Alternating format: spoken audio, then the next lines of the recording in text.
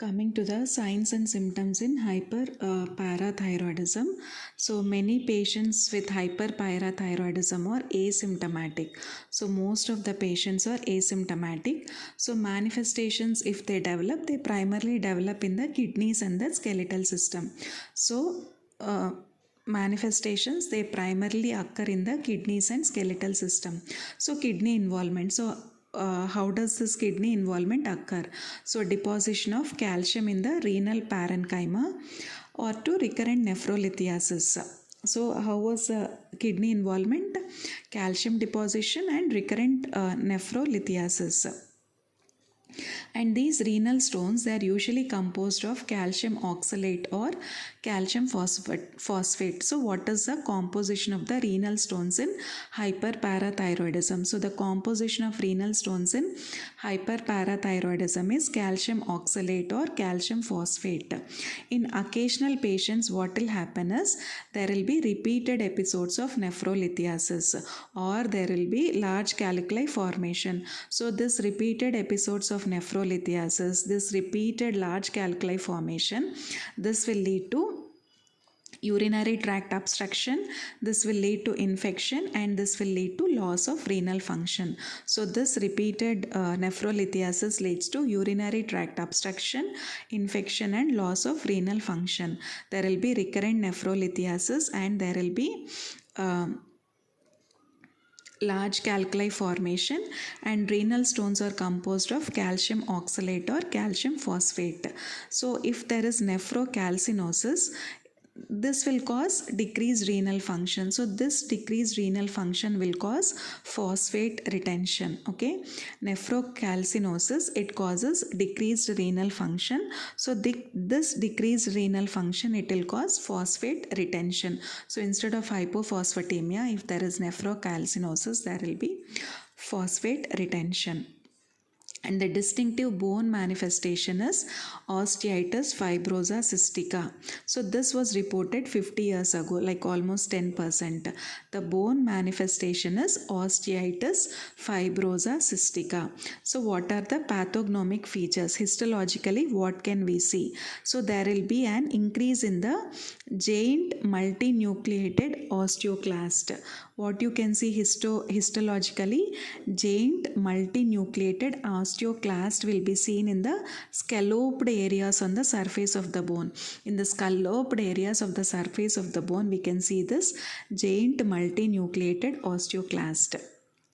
And what we can see is the replacement of the normal cellular and marrow elements are replaced by fibrous tissue. So what we can see a osteitis fibrosa cystica. Histologically, what we can see, there are giant multinucleated osteoclasts. These can be seen on the scalloped areas on the surface of the bone, and the bone, it will be replaced by normal cellular and marrow elements. Supposing if we take a x-ray of that particular bone, so what can we see on the x-ray?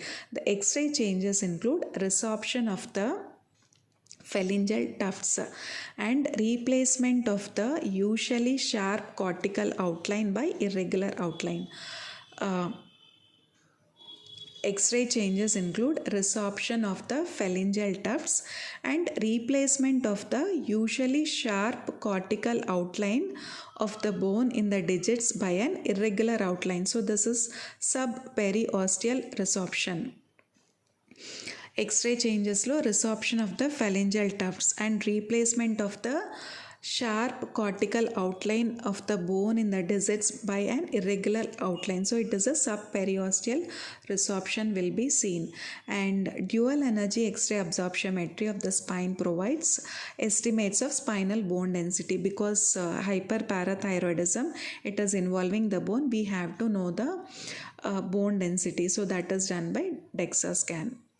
And in the spinal area, so similarly bone densities in the extremities can be quantitated. So not only in the spine, even in the extremities, bone density can be quantified by taking the densitometry at the hip or of the distal radius.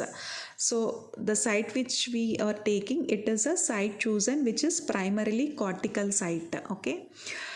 bone density is taken at the spine, bone density is taken at the hip, and bone density is taken at the distal radius at a site chosen to be primarily cortical. So CT is a very sensitive technique for estimating spinal bone density. CT is a very sensitive technique for estimating spinal bone density. But reproducibility of standard CT is no better. So we have the newer CT techniques like spiral extreme CT. So they are more reproducible. But these newer CT techniques are available in a limited number of centers. And what happens is the cortical bone density is reduced while cancellous bone density is preserved. Which bone density is reduced, whether it is a cortical or cancellous? It is cortical bone density which is reduced. In symptomatic patients, what are the symptoms that can be seen? So there will be a dysfunction of the CNS, peripheral nerve and muscle, GI tract and joints also occur. So in symptomatic patients, there will be dysfunction of the central nervous system, peripheral nerve and muscle, GI tract and joints occur. So if there are severe neuropsychiatric manifestations, they can be reversed by parathyroidectomy. At the same time, if there are neuromuscular manifestations like proximal muscle weakness, easy fatigability, which tells that it is a primary something related to neuromuscular disease.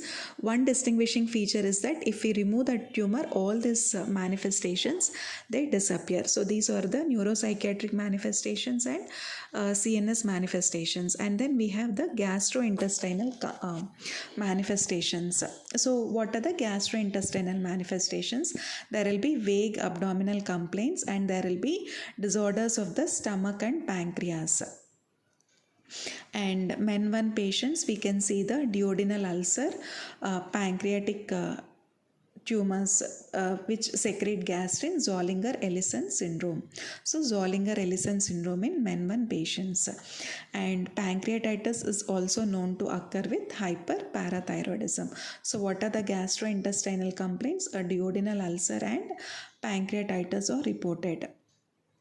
And much attention has been paid in recent years for asymptomatic hyperparathyroidism, okay, because this is now the most prevalent form of the disease. So how do we define this asymptomatic primary hyperparathyroidism? So this is defined as biochemically confirmed hyperparathyroidism. Asymptomatic means symptoms will be absent, but biochemically we can confirm that patient has got hypercalcemia and inappropriately normal PTH levels. And 4 conferences on the topic have been held in United States. So the published proceedings include discussion of more subtle manifestations, its natural history without parathyroidectomy, and guidelines, what are the indications for surgery and what are the medical monitoring for this asymptomatic primary hyperparathyroidism have been discussed. So in this asymptomatic primary hyperparathyroidism, so when should we take the patient for surgery? When there are no symptoms. So in this table, so when serum calcium is greater than 1 milligram per deciliter above the normal, then take up for surgery. Do a serum calcium above normal greater than 1, there are no symptoms, take up for surgery. Renal creatinine clearance less than 60 ml per minute, take up for surgery. 24-hour urine calcium greater than 400 mg per day, take up for surgery. Okay, and increased stone risk by biochemical stone risk analysis, take up for surgery. And if you do an ultrasound or CT scan and you can see this nephrolithiasis or nephrocalcinosis, take up for surgery. So though there are no symptoms, if you can see a nephrolithiasis or nephrocalcinosis or urine calcium greater than 400 milligrams per day or creatinine clearance less than 60 ml per minute, then take the patient for surgery. So serum calcium, renal manifestations, creatinine clearance less than 60, 24-hour urinary calcium greater than 400 mg per day, or nephrolithiasis or calcinosis by X-ray or ultrasound, and what are the skeletal manifestations. And even age, when it is less than 50 also, we have to take the patient for surgery. Skeletal manifestations is that is you measure the bone mineral density by DEXA scan. So if the T score, if it is less than 2.5 at the lumbar spine, at the total hip, femoral neck or distal 1/3 of the radius, then do a surgery. Skeletal manifestation, if the T score is less than 2.5 at the lumbar spine, total hip or femoral neck or distal 1/3 of the radius, then take the patient for surgery. Or when you see a vertebral fracture, when bone mineral density is reduced, that is T score less than 2.5. And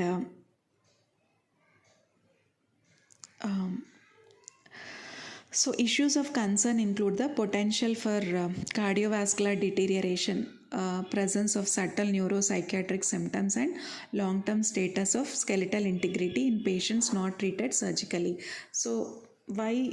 Because we should know what are the medical and surgical indications. Why we should know? Because there are issues for concern, because patient might develop cardiovascular complications or neuropsychiatric symptoms, or sometimes what happens is there could be long-term status of skeletal integrity also we have to think of. And so if we do a parathyroidectomy, their fractures will be reduced and osteoporosis also will be reduced. And cardiovascular disease including left ventricular hypertrophy,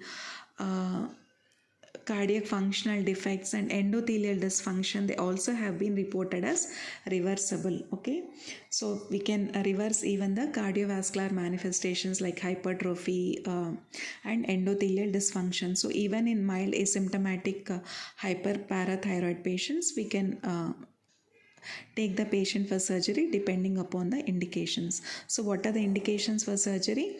Calcium greater than 1 milligram per deciliter, creatinine clearance less than 60 ml per minute, 24-hour calcium greater than 400 milligrams per day, presence of nephrolithiasis or nephrocalcinosis, skeletal integrity by DEXA scan T score less than 2.5 at lumbar spine, or total hip, femoral neck or distal 1/3 of the radius, or vertebral fracture, and age less than 50. So what are the guidelines for monitoring in asymptomatic primary hyperparathyroidism? We have to monitor the calcium levels annually, creatinine levels also annually, so renal also annually, that is creatinine, renal, everything annually. And if there are stones are there, we have to send for the stone profile. And skeletal also, like every yearly, so everything has to be monitored yearly, even skeletal also every 1 to 2 years. Vertebral fracture assessment of spine if clinically indicated. Vertebral fracture assessment of the spine if clinically indicated also has to be done. And then diagnosis of this hyperparathyroidism, it is made by PTH immunometric assays. We have to do a PTH immunometric assays. They should be combined with simultaneous blood calcium measurements. So PTH immunometric assays should be combined with simultaneous blood calcium measurements.